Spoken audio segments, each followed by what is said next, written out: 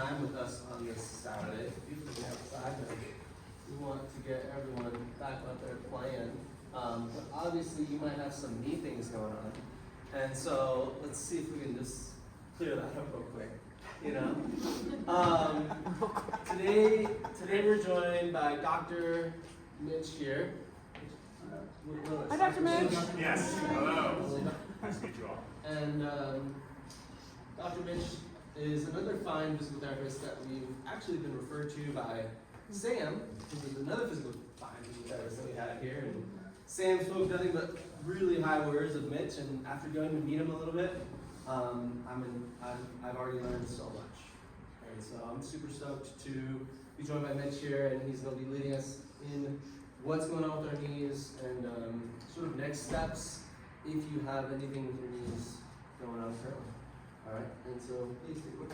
Cool. Wait, how am I supposed to use this line? What do you want me to click?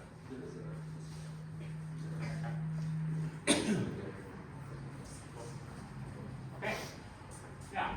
Thank you, Javier. I appreciate it. Yeah, my name is Mitch. I've been a therapist for 5 years now.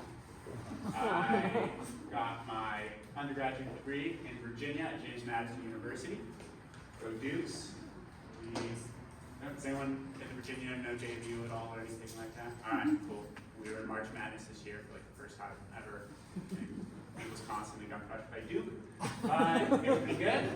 Super excited about that. Then I got my clinical doctorate at Mary Baldwin University, which is also in Virginia. It's just probably a little bit farther south, near Shenandoah National Park. It's a beautiful area. I really enjoyed my time there. That's where I grew up in Southwest Virginia. And then I met my wife in physical therapy school. So you'll see her in these bottom two. She's a pediatric physical therapist. So she works on infants, ages 0 to 3 years old in a program called Early Intervention. So we've been out here for 5 years. Her family is from Colorado Springs. We just had our first daughter, Holly. She is 8 months old now, so she was born in December. So that's pretty much all encompassing our lives right now. But it's really wonderful. So that is a little bit about who I am, my expertise. Okay, so were any of you guys at the lower back workshop that Sam and Roz put on? Okay, so they really started with a good thing that I really liked, which was that you can't really talk about pain in a specific area of your body, like low back pain, knee pain, whatever it might be, without talking a little bit about our current understanding of what pain is just in general. It gets really confusing to try to go through a whole presentation about how to address a joint pain if we have a kind of a misunderstanding of what we're talking about in terms of pain. So I'm going to bust some myths. I think that Sam and Roz did this a little bit with the back, so I'm going to do it with the knee as well. It's a common kind of misconception that the level of arthritis, the level of tissue damage, the level of inflammation that you have correlates well with your pain. So you have more arthritis, you have more pain. You have more inflammation, you have more pain. You have more tendinitis, tendinosis, whatever it might be, that correlates with your knee pain. And that you're just like, that's how we know how much pain you're going to be in. And for better and worse, that's actually not how it works. We have a million studies, and I have a bunch of references. People like to read research, but they'll want to do that. But if you want to, it's out there that shows that if you have a high degree of arthritis, we take 200 people, we get x-rays and MRIs on their knees. They all have arthritis in their knee. And we look at the people who have really bad arthritis, the people who have moderate arthritis, the people who have mild arthritis, and then we try to classify them and say, okay, these people are going to be the ones that have a lot of pain, these people are going to have moderate pain, these people are going to have low pain, and we get nowhere. That doesn't actually correlate at all. We have a lot of people who have high degrees of arthritis and very little pain, and other people who have very low levels of arthritis and quite a lot of pain. And that holds true across other knee conditions, things like meniscus tears, patellar tendinitis, tendinosis issues. So it would be really nice if we could say, just take an image of your knee and say, well, this is how much pain you're in and this is why you're in pain.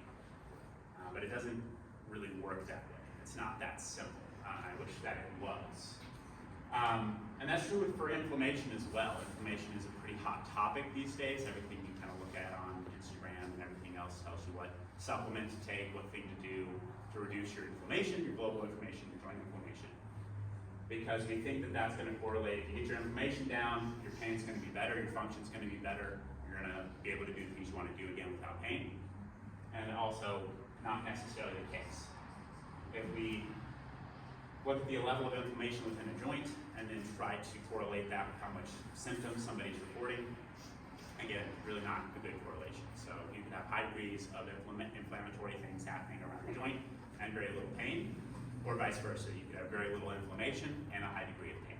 So unfortunately, it doesn't quite correlate that well. So in a nutshell, the severity of your tissue damage in arthritis has pretty much no correlation with your level of pain. So if that's how we think about pain right now, and that's the general understanding for most people, and even for a lot of like physicians and things like that, is that your level of tissue damage is going to correlate with your pain, then it's pretty frustrating when you go in to see a therapist or you go in to see somebody because somebody's told you that your knee is bone on bone, like you have bone on bone arthritis in your knee, or your patellar tendon is just really shot, or whatever it might be, and so you're going in to see a therapist and you've been told, well, you can't reverse arthritis, or you can't make these changes. So if you only think that having that pain is due to having that much damage in your knee, then it kind of feels like a lost cause to do anything about it. And that's where we're trying to change our understanding of pain so we give people more empowerment and more understanding of how they can actually address what's going on. So if that's our current understanding, we need to have kind of a better theory for pain. Go ahead. So is the opposite true? If you don't have pain, could you have? Absolutely. Absolutely. There's a ton of people walking around with arthritis in their knee, or tendon issue in their patellar tendon, or fraying of their meniscus, and zero symptoms. Nothing, they wouldn't know. And if we took 50 really healthy individuals, no pain, and x-rayed their knees, MRI'd their knees, we'd find every single knee condition there is. We'd find meniscus issues, we'd find ACL conditions, we'd find MCL conditions, we'd find a lot, and all these people would be pain-free. So it is possible, and hopefully this kind of understanding of this pain theory that I'm going to talk about can help us understand how that might be the case. Because that seems a little bit baffling to pretty much everybody, including healthcare professionals, is how that could be true. And this is kind of one of the prevailing theories and one of the things that I really like and I'll use to educate my patients when they come into the clinic with pain. So the theory is called load capacity theory. Essentially, I get the question, why did I get this and why did I get this now? Like, I haven't changed anything. My knee training has been the same. My lifestyle has been the same for the past year, 2 years, and I woke up with knee pain. Or, there's no specific injury. They go out and play soccer and tear their ACL, and that's why they're having pain. And so we're trying to understand how this could be the case. And essentially what I want to talk about is that tissues around the knee specifically become irritated. And I'm not going to use the word inflamed because, again, inflammation doesn't correlate super well with pain. So I'm going to choose to use the word irritated because it's a better term. I think it helps understand what's going on a little bit more rather than just saying, oh, there's inflammation. The tissue's irritated. And the tissue is irritated because the capacity of that tissue to handle the load that's being applied to it is not high enough. So when we talk about load and capacity, it seems pretty simple on the surface. It seems like load is how much weight you're putting through it, and capacity is how strong, like the tensile strength of that tissue or whatever it might be. And that's a surface level understanding. But when you start adding in layers, the understanding becomes a lot more. So if we look at load, and we say it's just how much weight you're putting through your body by walking or running or squatting or whatever, that's an incomplete picture of what load is. Load is not only the weight, it's the volume of your training, it's the intensity of your training, it's how frequently you're doing that.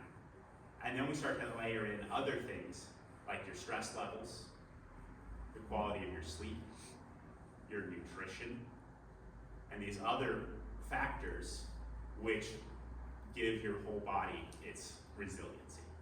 So if your volume, frequency, intensity of training has not changed, you're doing the same CrossFit classes you've always done, you're not lifting more weight, or you're not doing anything differently, but all of a sudden work stress has gone through the roof, your sleep quality has gotten way worse, your nutrition has gotten worse, things like that, then all of a sudden the load that you're experiencing when you're in your same class could be different.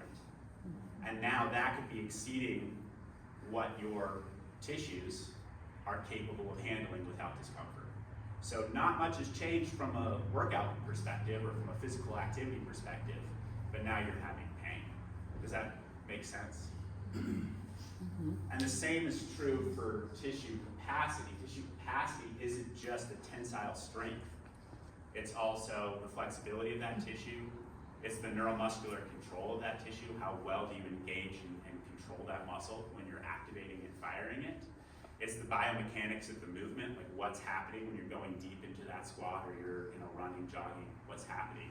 And all of that changes how the tissue is able to maintain that load that's going through it.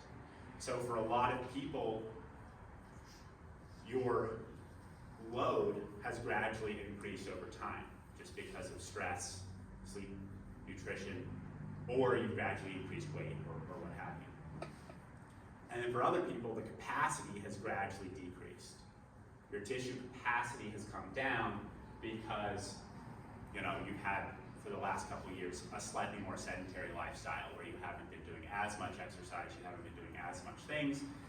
And even though it's gradual, the capacity of your muscles and your tendons and your ligaments to control what's going through your knee has slowly decreased to a point where your activity level is now, the load on the knee has exceeded the capacity of that joint to handle it. So that tissue capacity versus load, like the seesaw, is how I'll try to explain pain to people when they're coming in with these questions about how could I get pain now when nothing has changed, or understanding what can you do, my knee is bone on bone, my arthritis is bad. Well, if we change the load, the tissue capacity, by improving the things happening up and down the chain, improving the muscle strength, improving the tendon capacity, then even though we haven't changed your arthritis, we can change how much pain you're in.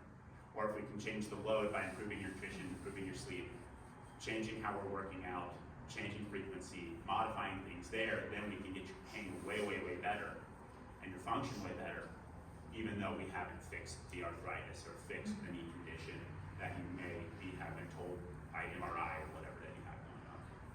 Okay. Questions about that? I know that's a kind of an interesting theory. Do you have anything to add to that? No, I don't know.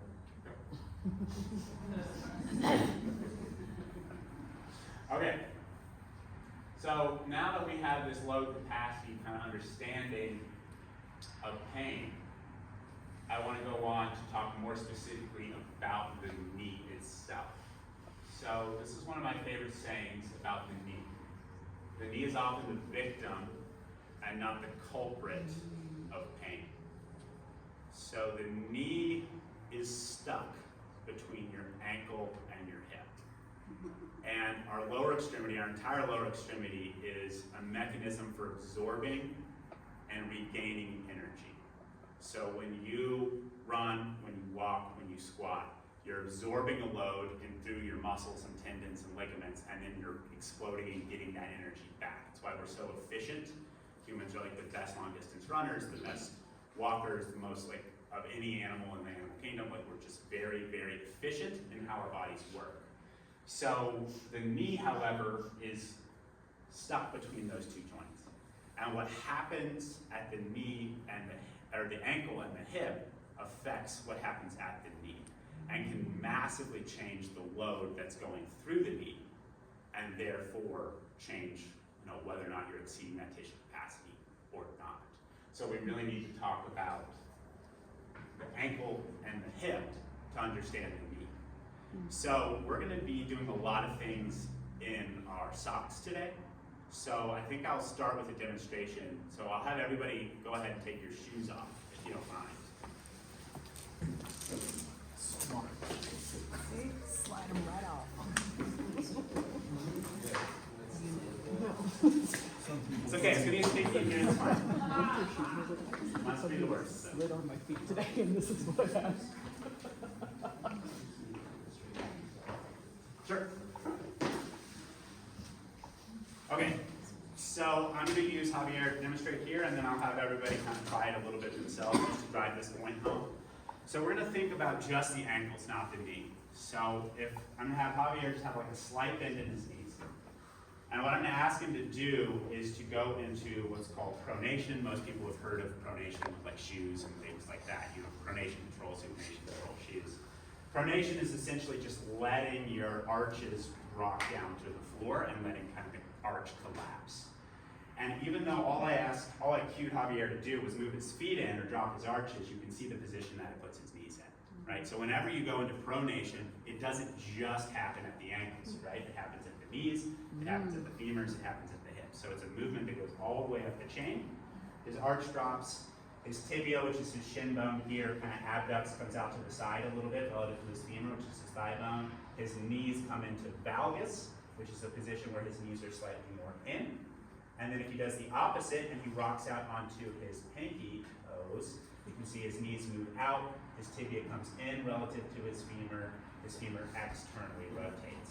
And all of that is changing how forces are being transmitted up the leg to the knee. So it's very important that we look at these things. Again, I don't want to demonize one of these positions and say that this is terrible, and if you do it, your knee's going to explode.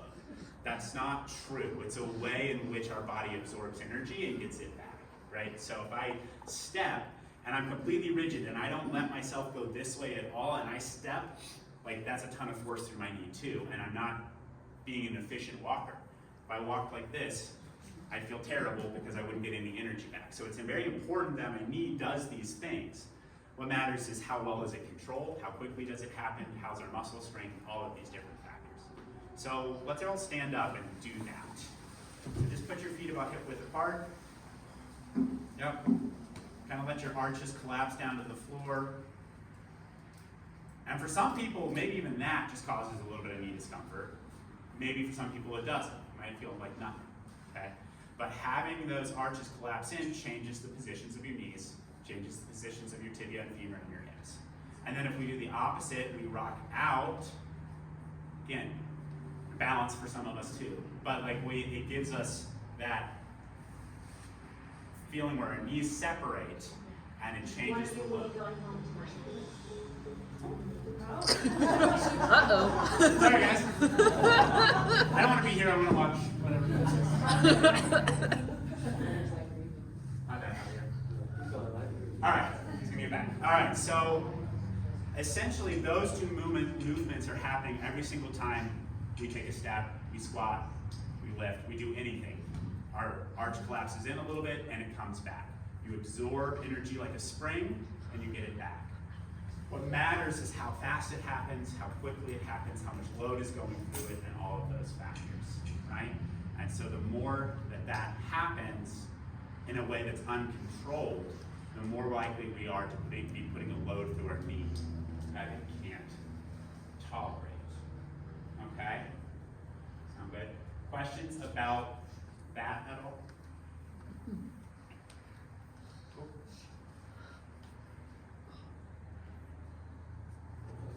Yeah.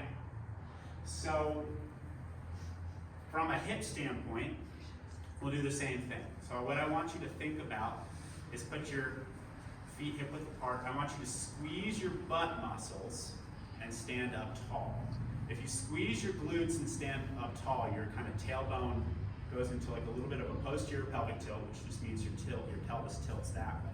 And again, your hip muscles are femoral external rotators. So they take your knees from here to here because they're taking your femur bones and rotating them out. So what's happening at your hip in terms of glute strength is controlling what's happening at your knee as well. So your glute strength is very important for your knee position when you're walking. So a lot of times if you've dealt with knee pain and you go into a therapist or you go into somebody, they're gonna focus a lot on your hips, because there's a big prevailing theory that your glute max and your glute med and things like that, especially when you're in single leg balance, is what's controlling how far your knee is going in, how far it's going out, what load is being applied to it. So that's why not only do we talk about our ankles, we also talk about our hips. When we go from here, we're going to be going into some tests and screens for things that you can look at in yourself to determine whether or not you have a side of your body that is weaker or less mobile than a different part. So if the left side is less mobile or weaker than the right side, or vice versa. I want to be clear when we do these things that we're not comparing amongst ourselves, right? Like, everybody is going to be different in terms of how far they can move their hips, how strong you are, how far you can go down, how stable you feel. All we're looking for when we do these things is, what is the difference between your left and right side? Is your right side different than your left side? Are they equal? Are they the same? If they're not, and there's a big difference in your left side and your right side, then that's something that I want you to take note of. Because imbalances between our sides can explain why we have pain on one side and not pain on the other. And it can be easy to think when we're doing a test like this, like that there's a cutoff point, right? So in a second, we'll talk about doing a single leg little movement. And you might think that I'm asking you to say, well, if you can't do this and come back up without pain, then you failed the test, and that's why you have knee pain and because you're weak or whatever. And that's not what I'm talking about. I want you to know that, like, if you can only go to there without knee pain, or that's as comfortable as you feel, that's fine, as long as it's the same over here. If you got that and that, great. If you've got this and this, one side versus the other, then maybe that's something we need to look at, right? So I just want to make sure that that's our understanding going into this, and we're not looking around to see who can pistol squat and who can't pistol squat. Right? Judgment-free zone, everyone, Yeah, okay? exactly. We already know the answer to that.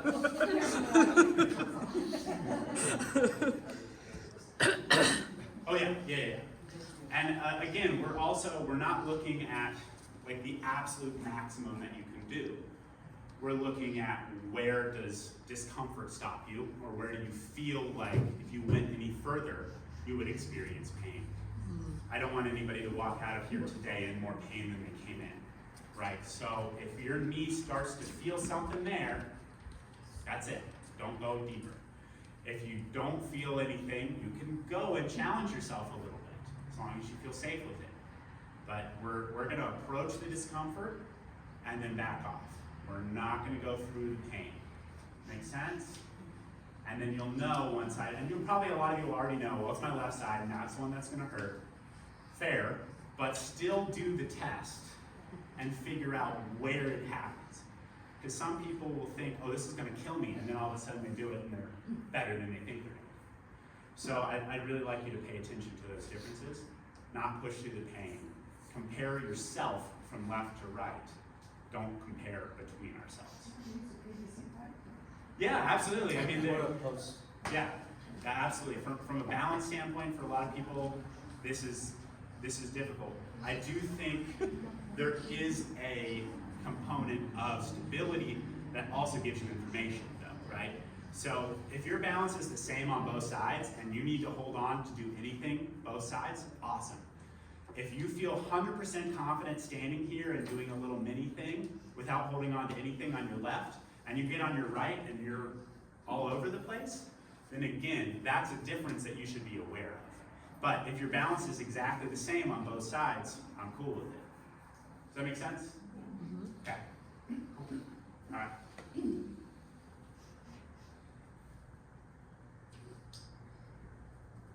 Okay, so we'll get into it. Single leg squat screen. Again, we're looking for right and left strength differences and right and left stability differences, right? So as we just talked about from a stability standpoint, if Javier can bring his foot up and he feels super confident and he can go down to here and control his knee and feel good and come back up, and he does the same thing on the other side and he's super wobbly, like right here, and his knees going in and out and all over the place, then we know that this is a really good indicator that we might need to look at some different things going on with his left leg, right? Okay. So I want everyone to take time to practice this and do it. If all we're doing is a little single leg thing, a little balance, tiny bend in the knees, I'm totally fine with that. I do not want anyone to feel like they have to go deep to get a good understanding of what this test is telling us. Make sense? Okay. So test both sides. Both sides. Sorry.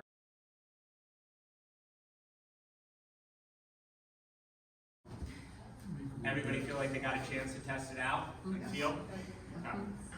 Nobody has to share. I don't mind sharing myself, my own story, if people don't want to share and hear what they were feeling. Did anyone feel differences side to side that they want to share? Okay. Not everyone will. I have a history of left-sided knee pain. And what's interesting for me is that when I go down, I can actually do a full pistol on my left side, which is the side that hurts, which is kind of crazy. And then on the right side, I get down here and I kind of come, and it's really hard, right? Like I don't have the strength to get back out of that. And that's not the side I have pain on. I have pain on my left side. So I want people to think about like, well, he just said that, that should hurt more on the side, or he shouldn't be as good on the side that has pain. And not necessarily. What it's telling us is that there's a discrepancy from side to side. That my left side tends to be a more stable and more balanced. My right side's a little weaker. But I hurt over here. Current theory for me is that I use my strength and stability on this side more when I squat. When I go down into a deep, heavy something, I'm subtly shifting over here because I don't feel like I've got the strength over here to get myself out of that hole. And so I'm exceeding the capacity of what my left knee can handle because my right leg is actually the weaker of the two. Again, it's just subtle little differences like that that may cue us into what we need to address. So even though I'm trying to get my left knee pain better, I might be spending a lot of time trying to get strong in my right leg and trying to address some sort of imbalance that I have in the squat.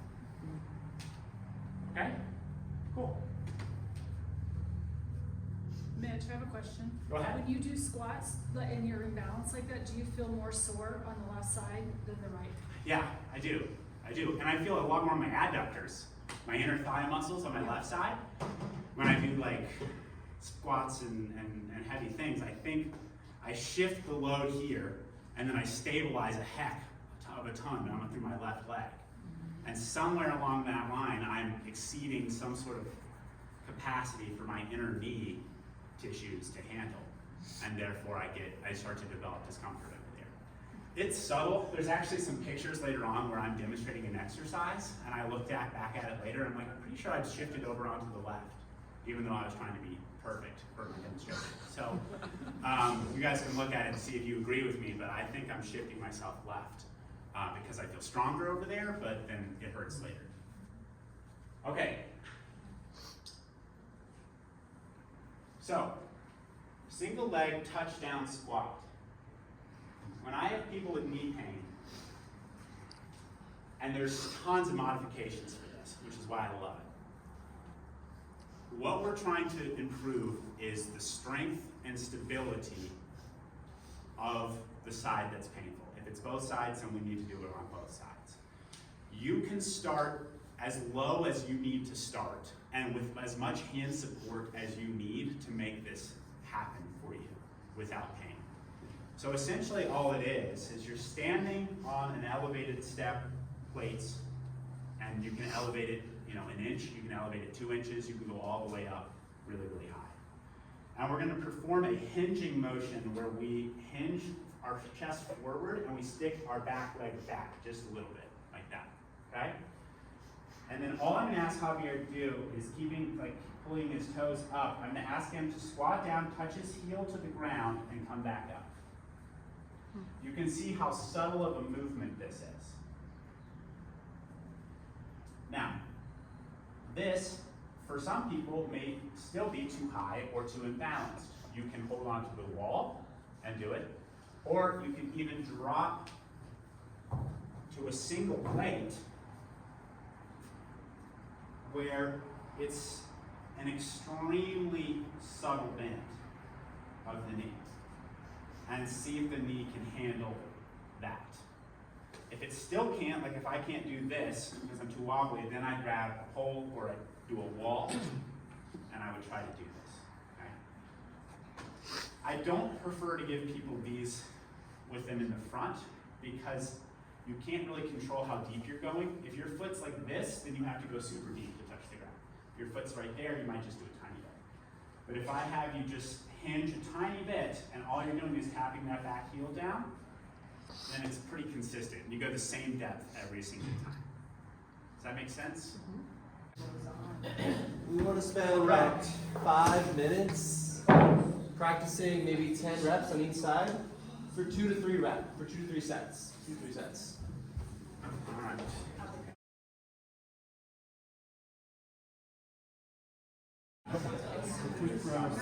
Sometimes when you do this exercise, you can really find out.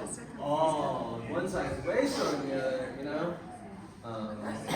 And if that is the case for you, this is sort of the go-to exercise for professionals and the one we use for single leg squats here often. And so note that this is always an option to do intro class when we're doing single leg squats. To grab a couple plates, this is your scaling option. And also you could do it before or after class. You could do it with one of our trainers. If by the end of the day you're like, man, that's like 5 exercises I need to do every day, or at least often enough, like maybe we'll book a couple sessions with one of our trainers here or with Mitch at his clinic, depending on what you need, to make sure you're doing these exercises on a regular basis so that your capacity goes up so you can do the load that you're looking to do in class every day, right?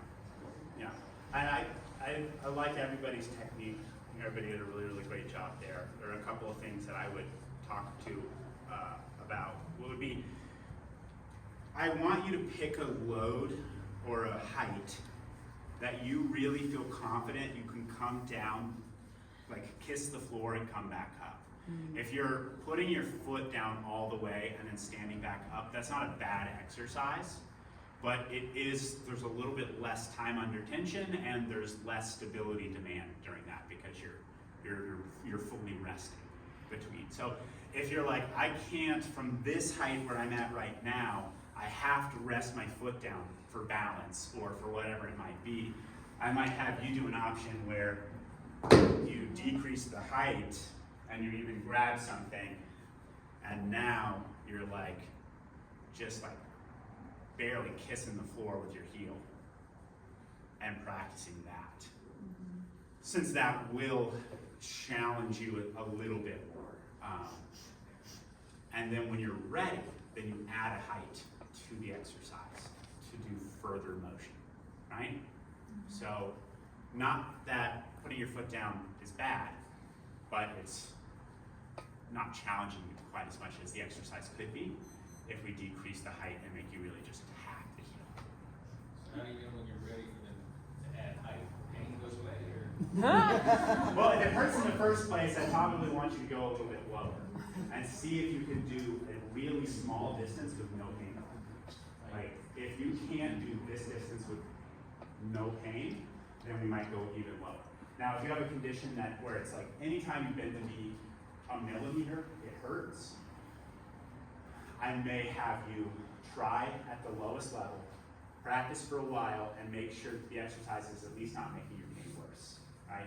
If you can complete it and it's not making you worse, and you feel like you can go about your day and it hasn't made you way more painful, then we can add that into a routine. I never give exercises in the clinic that make people like, if you come into me and you can't leave and go do the things you want to do for the rest of the day, then I haven't done my job. So I need to modify what I'm giving you so that you complete everything that I want, maybe with appropriate muscle fatigue, you know, feel like you got a workout, but your knee is not barking at you for the rest of the day. Yeah, 3 sets of 12 without any pain for 2 sets, for 2 sessions. That makes sense? So if I start here and I can do a set of 12 for 3 sets and I have no pain, no symptoms, and I feel great, and I come back the next day and do the same thing, then it's probably time to raise the leg. But again, you don't want to raise it to a point that hurts you. Right, or you don't have the stability to do it. You're too unbalanced to do it. Your technique goes out the window, even though it maybe still doesn't hurt that bad. Your technique, you feel way more controlled on a lower height. You practice it until you feel more controlled at a higher height. But yeah, I think that dosage sounds right to me. That's good. What if one leg is worse than the other? Do we then scale down to the weakest leg, or do we do one side lower and one? Yeah, I mean, you could do that. I think that people are worried they're creating imbalances when they do things like that, and I don't really find that to be true in care. If we scale it to what you can do on one side, your body will eventually, you will catch up to your other side and get better. So I wouldn't have you, certainly if you want to do just one height, got time for one height, scale it down. Do the easiest one that doesn't cause pain for both of your joints. But if you have time and you want to raise it up to do your other leg that's stronger, then you certainly could do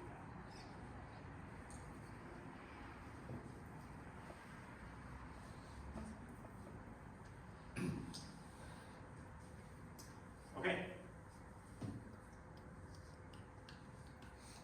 We're going to look at hip mobility screens next. So we talked about, that was a general screen for balance, for leg control. Hip mobility screens are things where we're really isolating and trying to look for differences side to side in terms of what your hips can rotate. We talked earlier about how what your hips do when you're squatting and moving changes what your knee does. So being able to say, oh, I definitely have a discrepancy on one side of my body where my hip doesn't rotate as well can be an area of focus for improvement. Okay? All right, so Javier's going to be my model here. So the first one is called the Faber test. That's an abbreviation for flexion, abduction, external rotation. But essentially all you're doing is you're taking your ankle and you're putting it directly above your kneecap and you're letting the leg fall out to the side. What we're not doing is trying to push down. We're not using muscles to try to push it down. We're trying to see passively, you're completely relaxed, what does your knee do, right? And so I'm just gonna use, like, if I don't have a tape measure, and I definitely don't want people getting out measuring tapes and things in here, all I'm gonna have people do is kind of look at it like by using like your fists and hands, and you might need a partner to kind of help you if you can't tell. But I'm basically looking at, okay, Javier on this right side is basically 2 fists and my thumb, and like a little bit more to the kind of inside or outside of his knee here. Okay. Another thing that I'll cue people to do is make sure that you don't just like rotate your head. If you do that, then that's kind of cheating. So you have to really keep this hip down. So if we switch sides, and we come over here, and we got that fall out, and see, I don't know if Javier is being a good example for us, or if he actually is tight here, but he's got more on this. He's not as high, right? He's higher up on this side than he is on the other side, by like an inch, right? So we can see that on this side there is an external rotation or Faber deficit that has to do with how well his hip can come out. And so again, you're just looking at that to see if there's a difference from side to side. If there is a difference from side to side, there's exercises that we can do to try to work on this imbalance and stretch you out and help you get better with mobility. Right? So that's that. Okay? Do you want to do both or do you want to do one? Okay. So everybody's gonna either partner up or check and see if they can partner up. right, let's do this. Partner up, and then test your partner. Yeah, come If you found a subtle difference between one side and the other, right, that typically means one leg's going to be doing something different than the other when you do exercises that require both legs. Right? So if I do an exercise that requires both my legs and one hip is a little more flexible than the other, I'm going to have different forces go through each knee on each side.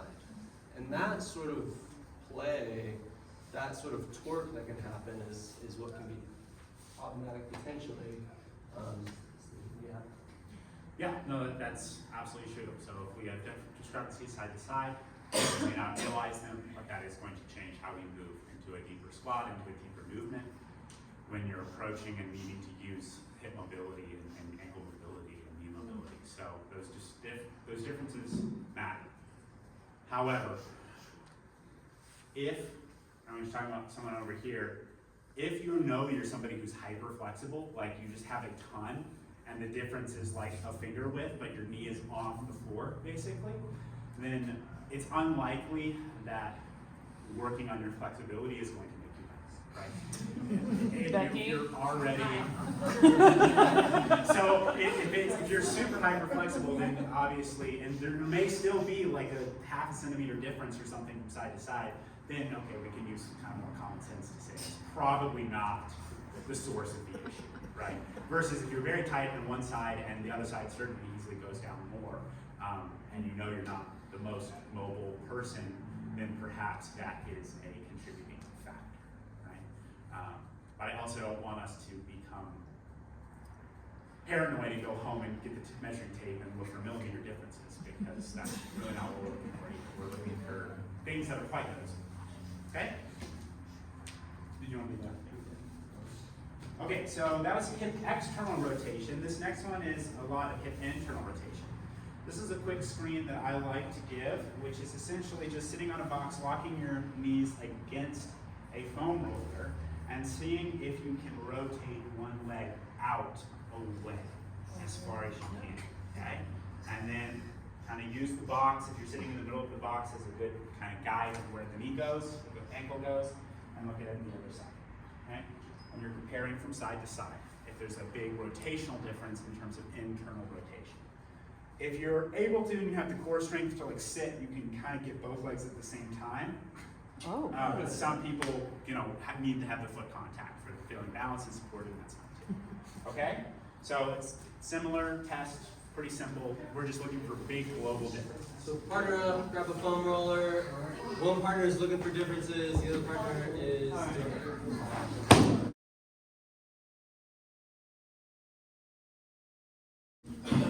So for this one, like you said, don't get your tape measure out.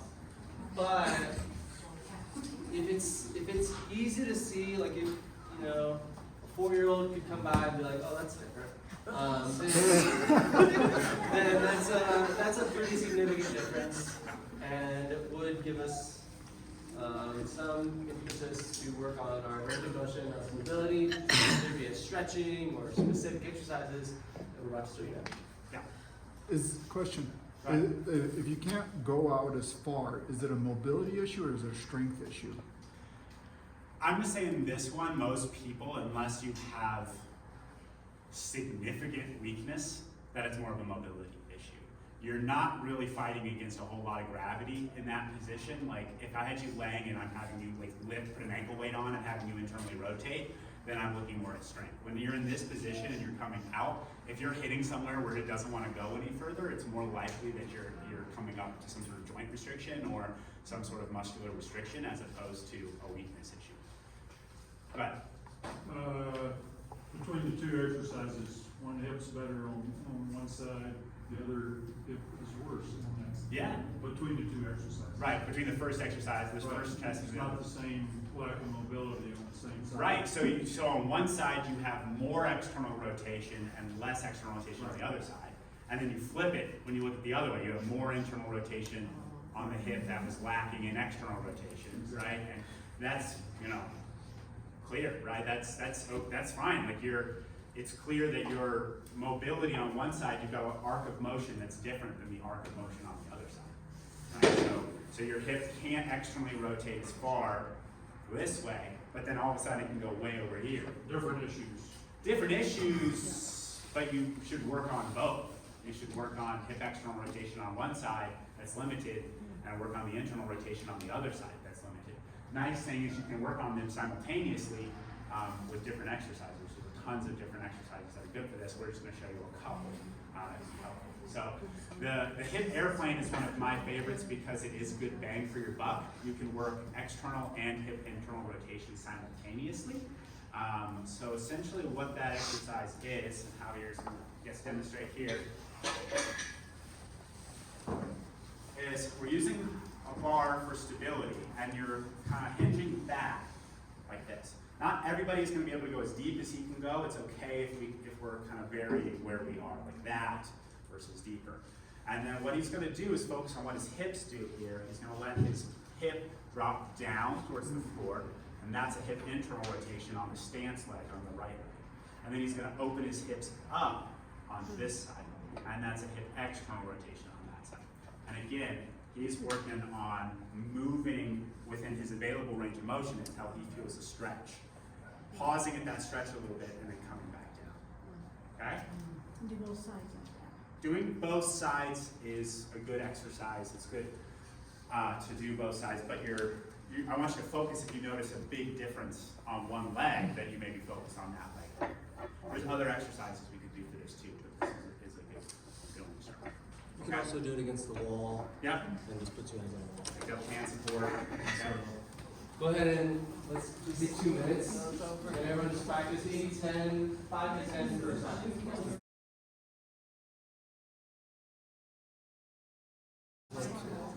Alright guys, we're going to do a different stretch now where we use a bar to assist going down into a squat hold. So Javier is going to use the bar. He's going to walk his hands down the bar until he feels a pull or stretch in through his hips and knees. And then he's going to use his hands to kind of pull his hips, his butt, towards the bar. And he should be feeling kind of a deep stretch in through his hips. Some people, not going nearly as deep, right? Some people are here, right? And you're just doing a stretch there. All right? Back up. Okay? Let's give those a practice.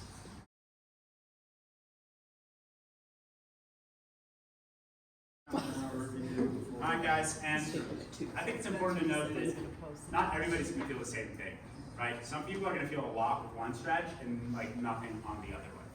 So if you're over there and you're going all the way down and you can pull your butt towards the bar and you don't feel anything or it doesn't feel like a good stretch to you, it doesn't mean anything's wrong or you're doing it wrong necessarily. It just means that might not be the particular stretch that you need to work on, right? Versus you get down there and you feel like a huge burn in your glutes, a big stretch in through the groin when you do it, then it's something to focus on, right? So it's just everybody's going to be a little bit different with that.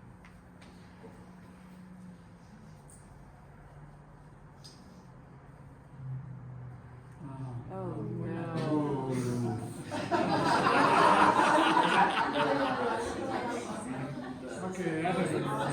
Okay, so people are familiar with these? Oh, yeah. Okay, great. Copenhagen planks are a great way to test your inner thigh strength. Okay? Your adductors, your inner thigh muscles provide a lot of support to your knee in terms of when you're moving. So how good you are at Copenhagen's, how long you can hold it, gives you a good indication of how strong you are through your inner thighs. For some people, you're going to notice a big difference from side to side. For some people, it's going to be terrible on both sides. And it's going to be hard, and that means it's probably something that we need to be working on. There's 2 modifications. We can do the full Copenhagen, which is your feet all the way out and straight. It's really hard.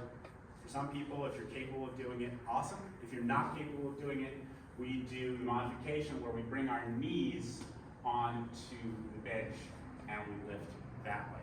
We're going to hold these are isometric holds. You're going to try to hold for as long as you can to a maximum of 30 seconds. If you get 5 seconds and that's your muscles are done, that's okay. If you get 30 seconds, awesome. And again, you're going to look for differences side to side. Okay? So we're gonna use the benches and the boxes. Mhm. And if you're using a bench,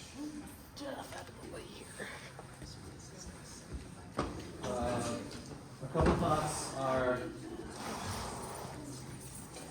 don't let your bottom foot touch anything. So if your bottom foot's touching the post, if you're on your, let's say you're doing this on your knee, and you're holding on to the post back here, that makes it a little easier. So try to challenge yourself to not hold on to anything on this bottom leg. And then if you can do it full out, then I prefer if you try to use a box.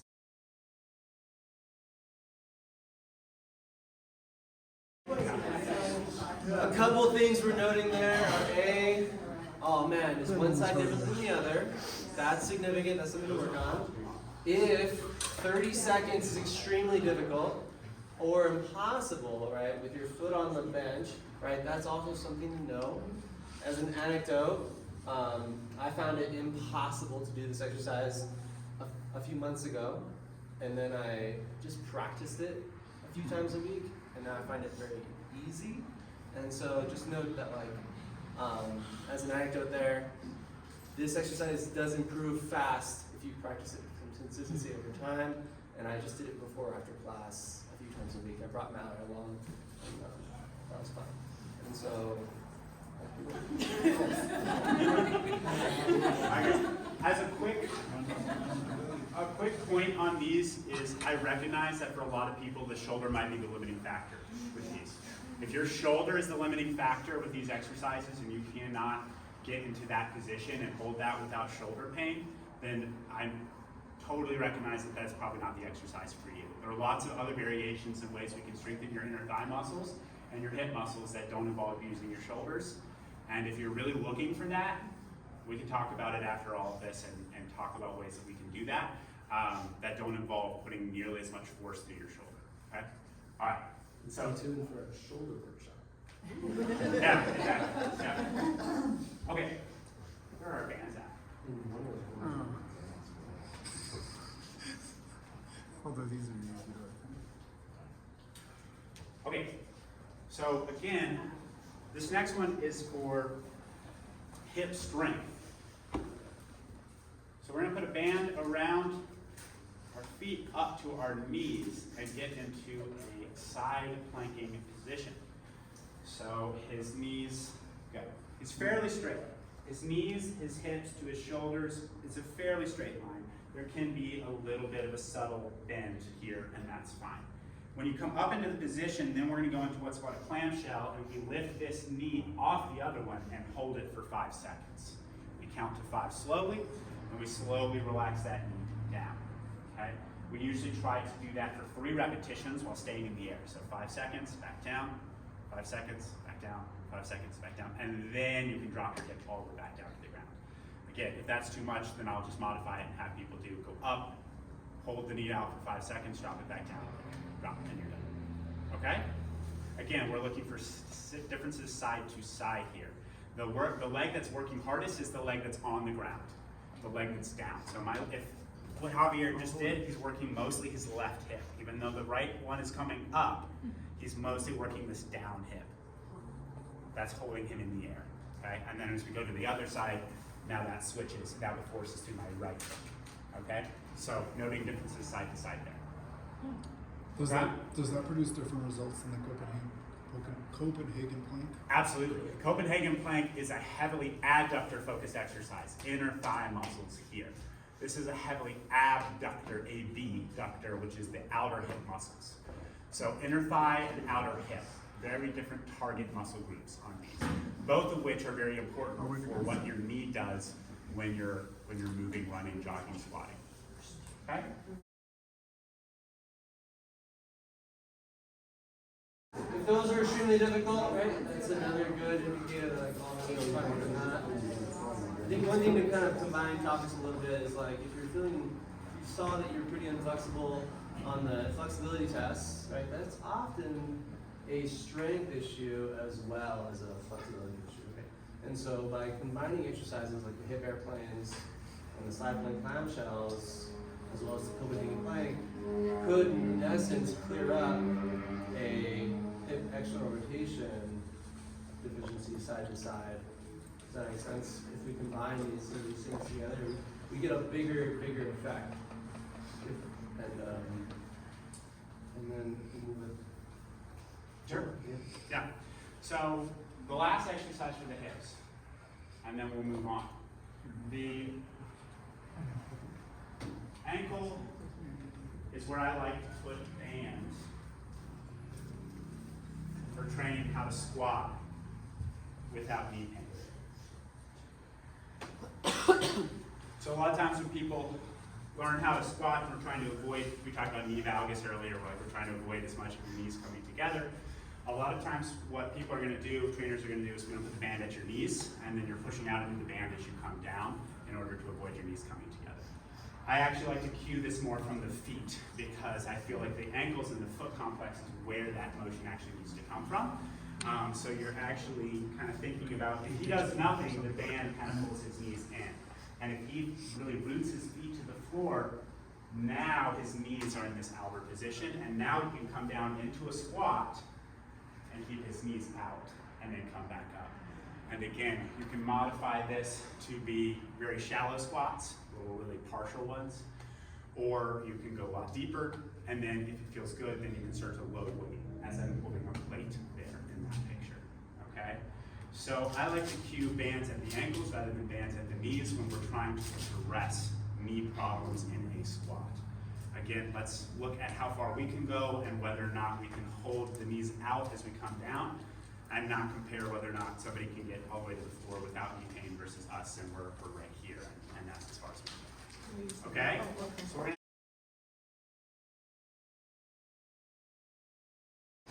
If you need a band for your ankles, to give you that cue, that's a great tool to use. And then you can always pretend like you have a band on your ankles, which is what I do every day. And so go ahead and do that too.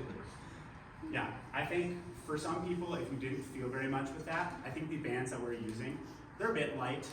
And if you get a really heavy band that's really yanking your ankles, you'll feel it pull your knees together. I think the bands that we're using in here are a little bit light for if you really need the cue to feel that. The heavier band, like the purple one, is really going to give you that cue. And then you're like, oh yeah, if I don't do anything with my shins or my feet, my knees are way in. And then I really have to push them out and root my feet to the floor, and then I can go down. So if you didn't feel anything with that one and you guys want to experiment more, get a heavier resistance band and really feel how that pulls your knees together. But yeah, I just we didn't have enough of the super heavy ones to drive that point home. Okay? All right. Ankles. So we talked a lot about the hips. We're going to move on to ankle mobility. Ankle mobility is a big one for your knee as well. There's two drills that we're going to do for this. The first one is super simple to set up and easy to test. Essentially, you just need to have a wall and actually use this box. All right. So Javier's going to use his fist. He's going to make a fist this way and place it on the floor and put his toes against that. And then he's going to remove his fist, and he's just going to try to drive his knee until it touches. If he can't touch, then most often the limitation is in the ankle. You may notice people compensate by having their knee go like way far in as they try to do it to get there, or their knee goes like way out and they pop up off of their foot, their heel raises up off the floor. The heel has to remain in contact with the floor as you bring your knee forward, okay? If you can't touch the box, that's fine. Just compare it to the other side. If you can't touch on the other side, great, that's your ankle mobility. If you get all the way to the box and you're like, that feels like nothing, and you do it on the other side and there's a huge limitation, then that's something to take note of. Good? This was pretty easy, so let's just take a couple minutes here and practice it.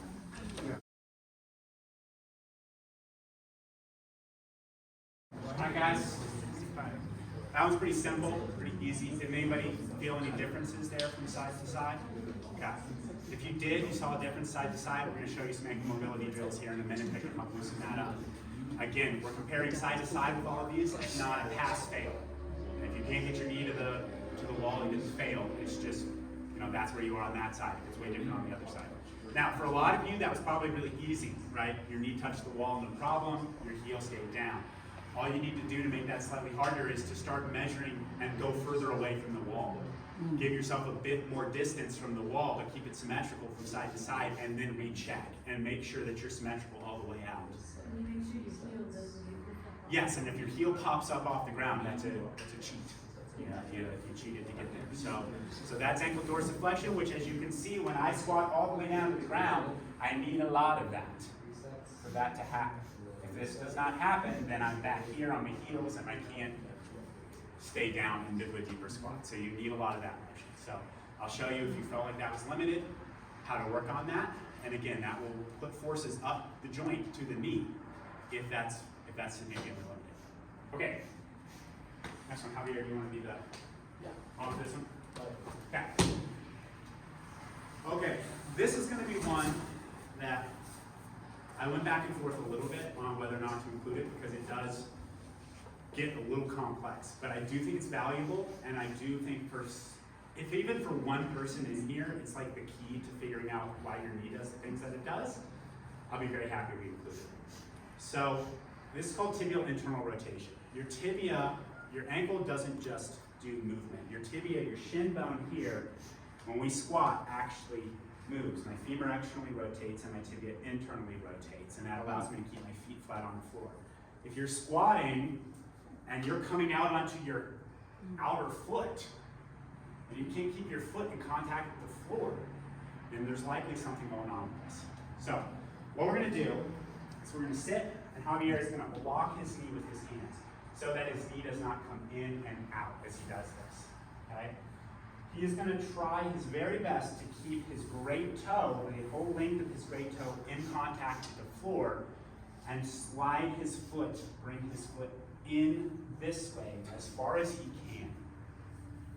He will essentially, eventually at some point, have to stop. Otherwise, if he keeps going, what's going to happen is his toe is going to pop up off the ground. Okay? And that motion is not occurring at the ankle. That motion is actually how much his shin bone is rotating on his femur. Okay? Your whole foot has to remain in contact with the floor, heel through great toe.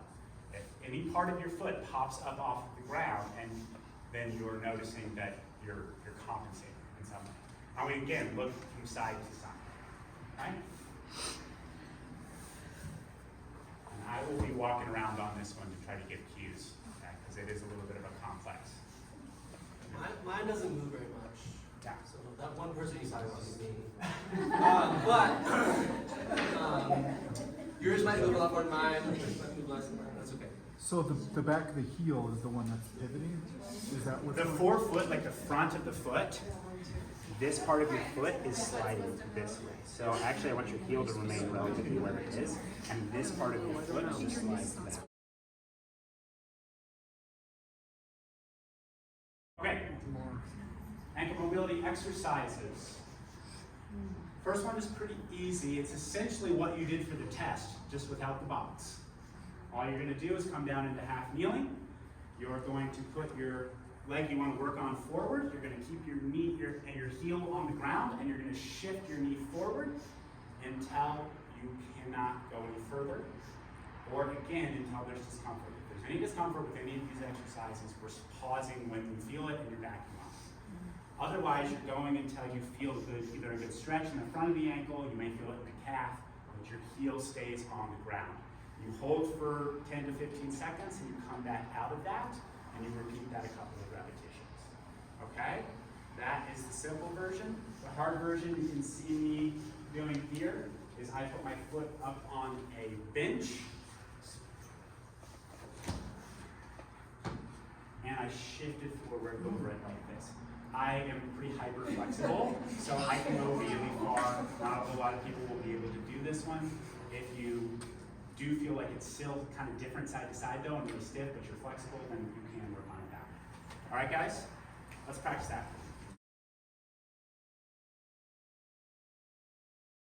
We're gonna go back to that tibia rotation stuff. Yes.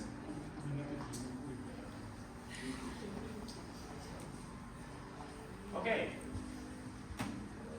So if you notice that your foot didn't move during that tibial rotation drill, or it was really hard to keep your foot down and your great toe was kept popping up, the drill for that is pretty simple. Essentially, again, we're going to go down into this kneeling position, okay? And we're going to trap a band under the base of the big toe, all right? And he's going to hold tension in that band. And then from there, he's going to squeeze his glute of the leg that he's on and pull that knee out to the side, okay? And his knee drives out that way. Now, why the band? Because if he doesn't maintain his foot contact, Oh. the band snaps, okay? So his foot. No Yes, cheating. it's like there's a Cheat pain prevention. punishment for not doing that. But it does force you, you know immediately if your great toe came up off the floor, right? Yeah, you do. So it makes you keep that great toe down while you move that femur out, which makes you rotate through your tibia. And your tibia rotates, your foot stays sandwiched into the ground, and you work that mobility. And for some people, that can really help unlock a deeper squat with less movement. Okay? And the tibia is where? The tibia is your shin bone. When you hit your shin on the coffee table, that's what you hit. So let's go sets of 5 with a 5-second hold for each partner, and then switch.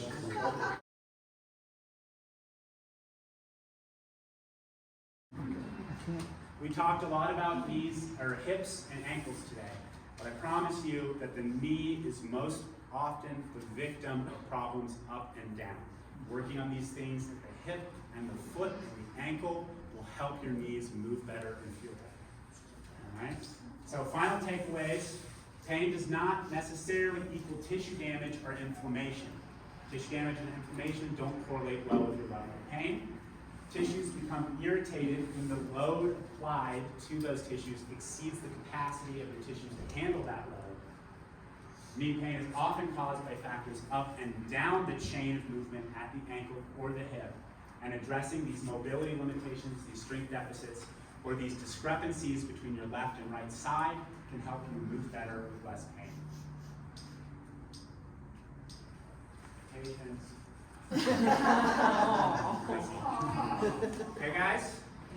Thank you. 7 seconds over. 7 seconds over. Does anyone have any questions they'd like to ask the doctor? And then I'll say too, your question might feel specific to you, but there's probably going to be one other person in this room that would benefit a lot from you asking this question. So don't be afraid to ask a question. Does anyone have any questions?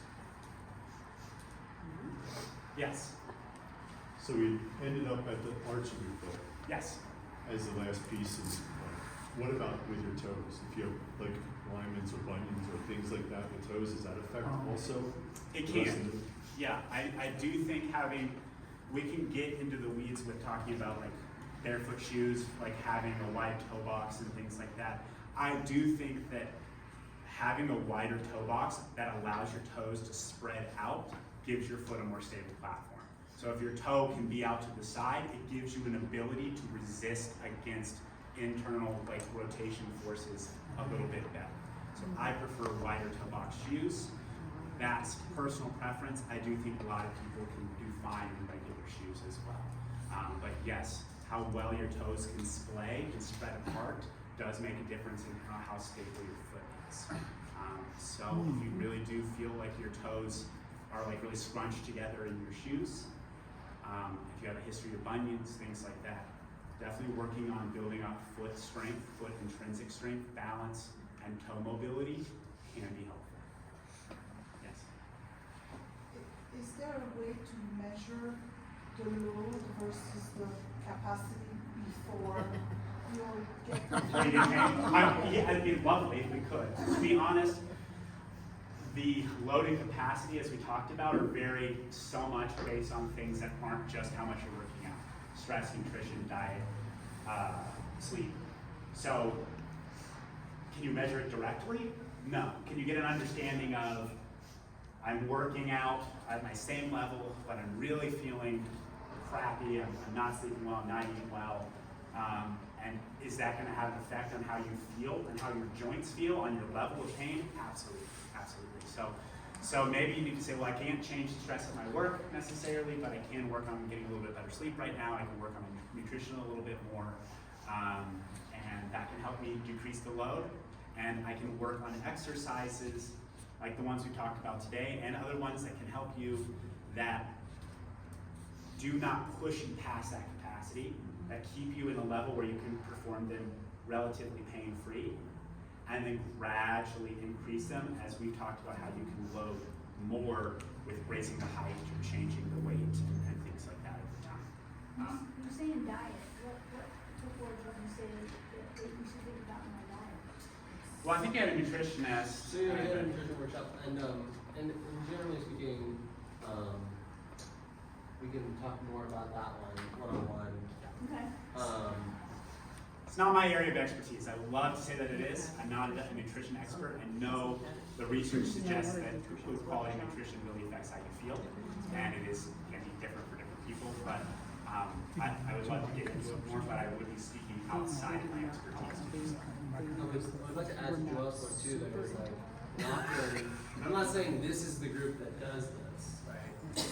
But an often thing is when we have pain, the first response is to stop and stop doing all things that may or may not cause the pain. And I think the Why do you keep looking at me? point that we're trying to drive home here is instead of stopping, is there a way we can reduce the load? Right?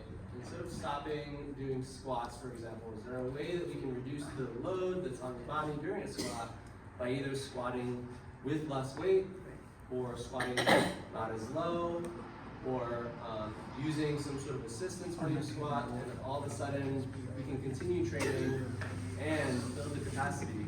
And as Mitch said earlier, if you do stop, full stop everything you do when you feel pain, you are going to continue to reduce your capacity until your lifestyle and activity level overcomes your new low capacity, so you can no longer get out of the chair. And that's the whole reason why we do these workshops, is so that way your efficacy and your ability to do things in your whole rest of your life stays high. How often should we be doing these exercises that we find effective weekly to I would see a benefit? suggest if you know that you can find exercises that are effective for you, that you notice make a difference in how you move or in your pain levels, I would certainly be doing them as a warm-up prior to certain exercises in here in CrossFit.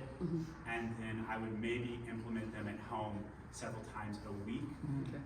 I always want people to feel empowered by these things and not overwhelmed by these things, so I certainly give people lots of freedom to say, let's see if we can get these in 3 times a week for a total time of 10 minutes working on this at home, as opposed to taking hours out of your day to work on these things.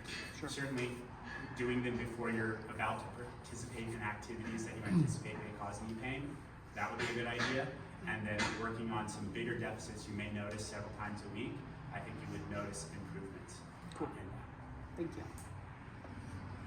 Stability is a factor of a lot of the stuff that we talked to today. Is there like a way to pinpoint which of the things would give you like the best bang for your buck to work out to improve stability? Yes, I think if you're trying to get the best bang for your buck, looking at things that are single leg, and if you can tolerate it and you can do motions that put you in single leg balance while you're doing a functional movement, that is probably the best bang for your buck in terms of addressing strength, mobility, and stability simultaneously. Because then when you do load yourself up on a squat and you have both legs, man, it's super easy because you work so hard in single leg squat stuff, and you're so stable in single leg on one side that when you add both legs, you're rocking and rolling. So I really like if you can, and today you were able to find a distance to do these single leg touchdown squats, and you can gradually build your ability to do those and get deeper with less knee pain, and that's the only thing you take away from today, I think that's a great place to start, as long as you can manage to do them without increasing your knee pain, and that is where you have to really adjust the exercise to meet yourself where you're at. We are. I've got a total knee replacement. Is there any special considerations I should give to that with what we're doing here or running? As far as toe and knee replacements go, I think there are no really specific, as long as you're far enough out from your surgery that you've gone through the rehab process and you have adequate mobility in terms of full knee extension and a decent amount of knee flexion that allows you to go into the deeper ranges, then you will not be stressing the knee joint with any of these exercises. If you do feel it in your knee, that's quite all right. Oftentimes we feel a stretch where we need it most. About running. Running is an impact activity that you should treat with a lot of planning on how far you're running, how much you're running, managing your load and managing your frequency and duration to a point that it does not aggravate your knee at all. If you're running and you get done and your knee replacement hurts, then that could be a sign that you're pushing it too far, and we really need to find the appropriate dose of running that you can do without pain. Doesn't mean that you'll respond the exact same way as anybody else. Your tissue capacity will get better the more you do. You'll be able to run for longer with less pain. Some surgeons recommend patients don't participate in high impact activities after joint replacement because they are worried that will decrease the lifespan of that joint. I don't think they have sufficient evidence at this point in the research to prove that that's true. I think that most people, if you can maintain strength, do things without pain, and keep moving, that you are doing the best thing for you. And if running is part of that, please do it. Just make sure it doesn't make it painless. Thank you all for being here. Thank you, Dr. Mitch.